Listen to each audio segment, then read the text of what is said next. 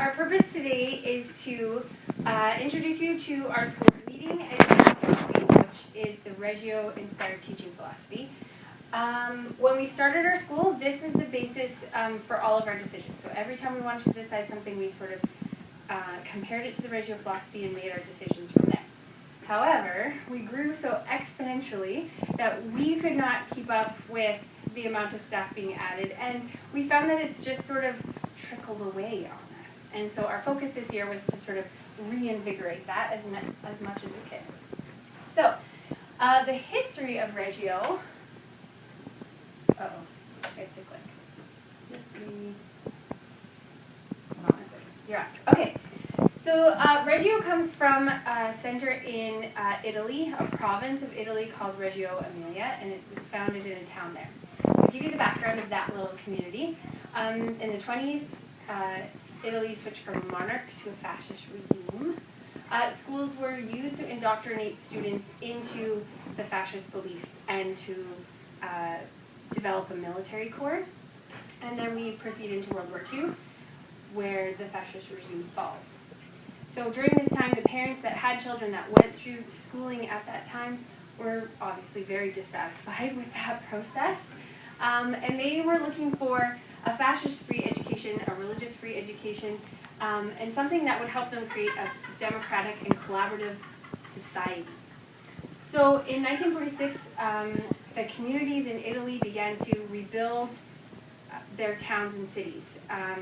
In the Reggio Emilia city, where Reggio was founded, they literally collected bricks from the buildings that had been blown apart and gathered them all together and then began building the school building. That was one of the first buildings they rebuilt.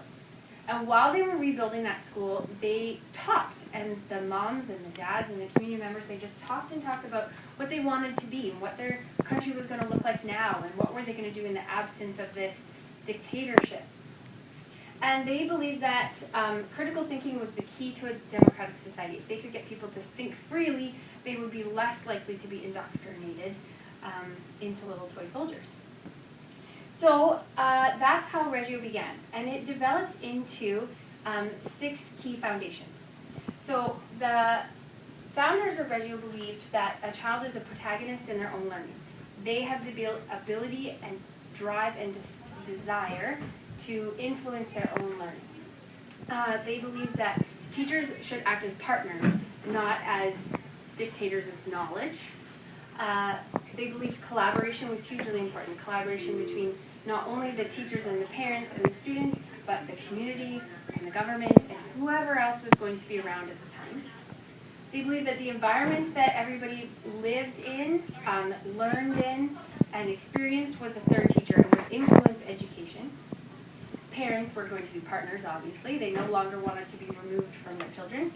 And they believed that the best way to communicate learning was through documentation.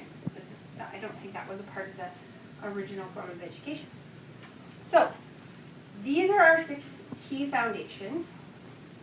This is sort of where we drive and base our thinking of when we're deciding on things moving forward, when we're deciding how we're going to do things in our school.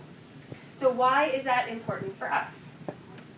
Well, the Alberta government, in discussing with global economists and different groups around the world in industry and business, they decided that we needed to have 21st century learners. They coined this new phrase in education, and they decided that students needed to be collaborative and have leadership skills, be critical thinkers and problem solvers, have creativity and innovation. They need to be socially responsible, culturally and globally environmentally aware. They need to have good communication skills. They need to be digitally literate. Lifelong learners, have self-direction and personal management. So if you overlap the 21st century learner wheel that we are asked to produce as teachers with the Reggio philosophy, or project-based learning, or inquiry learning for our older grades, they tend to use that term more, then you'll see that these 2 things still exist and they coexist today.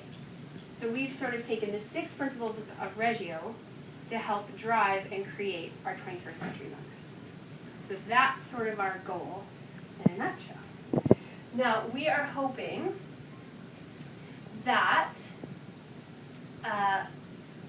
with these 6 key foundations, you can begin as new teachers and educators in our school to sort of identify where we're doing these 6 things really well.